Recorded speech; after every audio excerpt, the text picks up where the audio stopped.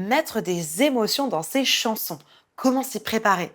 Bonjour tout le monde, je suis ravie de vous retrouver pour cette nouvelle vidéo. Bienvenue à toi si tu es nouveau par ici. Tu vas retrouver une quantité de vidéos, des petites astuces comme aujourd'hui, des exercices, des routines, enfin bref, un joyeux contenu que je suis certaine que tu vas adorer. Donc abonne-toi, actionne la cloche et rejoins la communauté. Mettre des émotions dans une chanson, ça c'est vraiment la cerise sur le gâteau.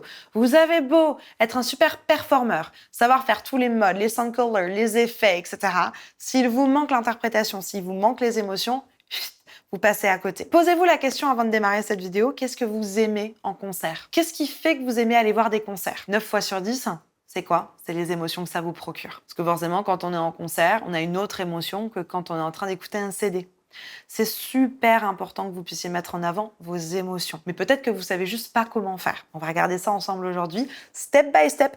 On va faire les étapes pour que vous puissiez vraiment mettre de l'émotion dans une chanson de manière facile, pour révolutionner vos prochains concerts et pour créer un vrai lien avec votre public. Ouais, ça va vraiment faire la différence. Restez avec moi jusqu'au bout. Juste avant de démarrer, je me présente pour ceux qui ne me connaissent pas encore. Je m'appelle Elena Hurstel et je suis votre coach vocal depuis 2013 pour faire de votre voix votre allié numéro 1. N'hésitez pas à rejoindre moi également sur tous mes autres réseaux sociaux. Dans la barre de description, il y a un petit cadeau qui vous attend. C'est 100% gratuit. Il y a juste à aller le récupérer.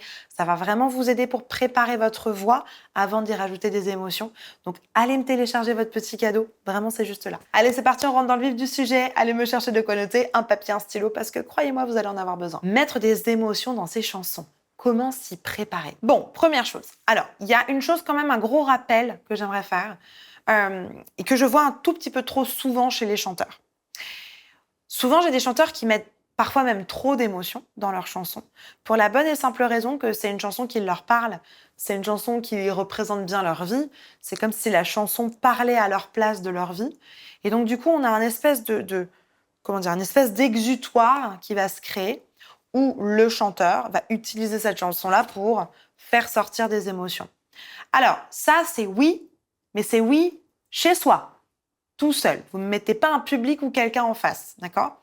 Le but, quand vous êtes sur scène, c'est de partager. Je rappelle que l'artiste est au service de son public. Le public est venu, il a payé sa place. Il n'est pas là pour se prendre les chutes du Niagara d'émotions. Trop violent. Le public, il est là pour recevoir des bonnes choses, des choses que vous avez préparées, que vous avez cuisinées. C'est pas vous balancer le bébé, l'eau du bain, les épluchures, les carottes et tout ça en même temps, hein. On fait super attention à ce qu'on va donner à son public. Donc très important, comment est-ce qu'on se prépare à partager des émotions dans une chanson, à partager des émotions avec un public? Petit 1, on vérifie déjà les siennes d'émotions. Parce qu'il y a certains sujets qui seront peut-être trop tôt. Peut-être que vous ne pourrez pas les chanter pour l'instant, parce que peut-être que vous avez besoin de faire la paix avec certaines choses avant de les chanter. Encore une fois, le chant est hyper thérapeutique. C'est génial en thérapie, le chant. Moi, je le vois dans mes accompagnements. Le fait de chanter certaines chansons, ça fait énormément de bien, ça libère, etc. Oui, mais tout seul, chez soi, pas avec un public. Mais ça peut être un super extension de thérapie, par exemple. Voilà, vous avez quelque chose qui vous fait mal depuis des années, chantez-le, extériorisez-le comme ça, mais pas devant un public. Ça, c'est vous, avec vous-même. Donc, très important, avant d'être sur scène, préparez-vous mentalement. On va se soigner, on va vérifier que là-haut, tout est OK, on prend confiance en soi, on prend conscience de sa valeur, on prend conscience qu'on est au service du public. Ça, pour moi, c'est le must-have. Tant que vous n'avez pas ça qui est bien en place et qui est bien compris, ça risque d'être dangereux, autant pour le public que pour vous-même. Donc vraiment, ça à mettre en place avant de commencer. Une fois qu'on a mis ça en place, il y a une deuxième chose à vraiment mettre en place aussi, c'est le choix de la chanson. Choisissez les paroles qui vous correspondent.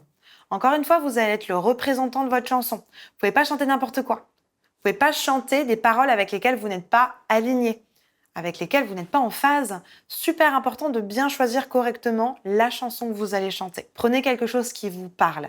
Mais comme je le disais tout à l'heure, prenez aussi un sujet que vous avez digéré.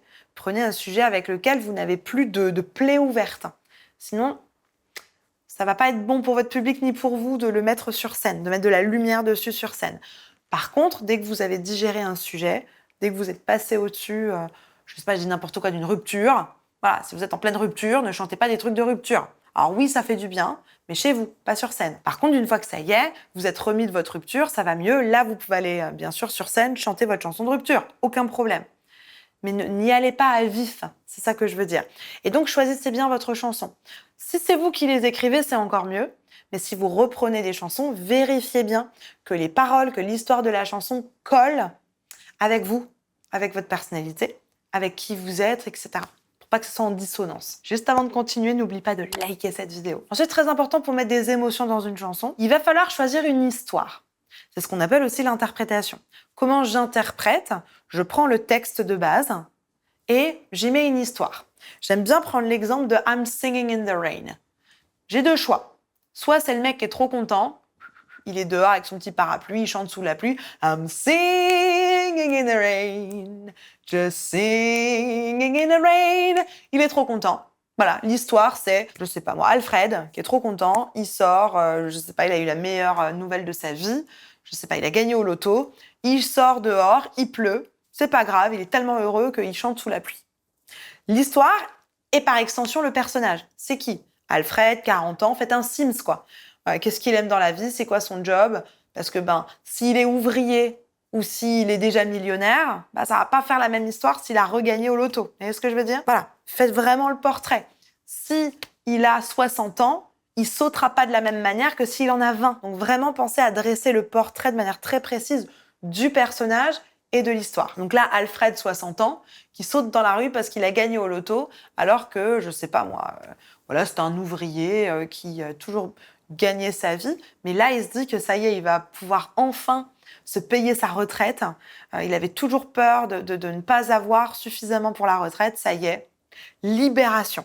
Donc il va chanter I'm singing in the rain, just singing in the rain. Il est trop content. Ouais.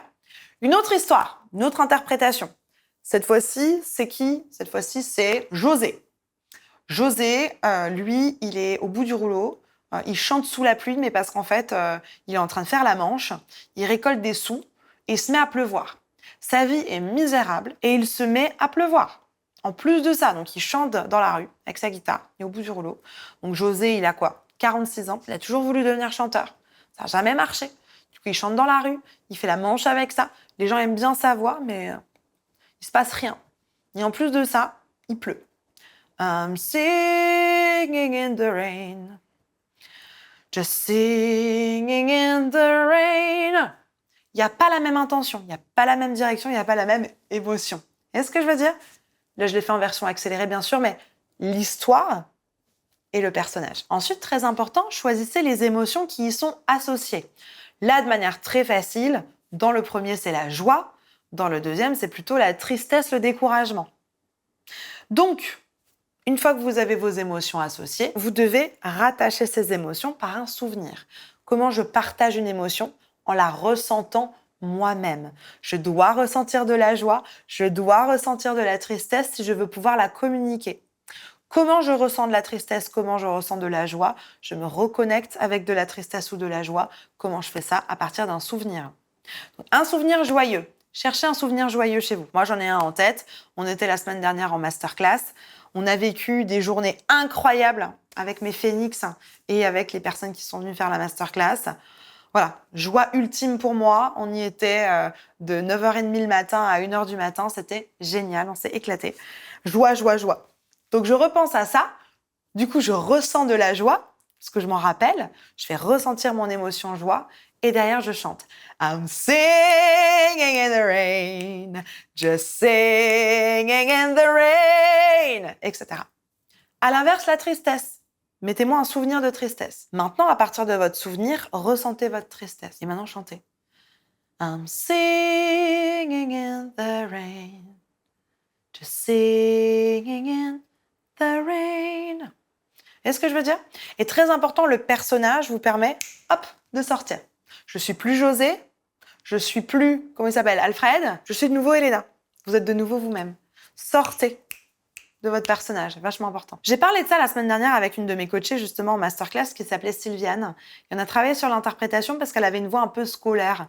Et elle me disait, j'aimerais bien pouvoir étoffer un peu ma voix et ajouter de l'émotion. Et on est passé par ça, par l'histoire. Et un élément que je veux rajouter au travers de l'histoire de Sylviane, c'est le sas.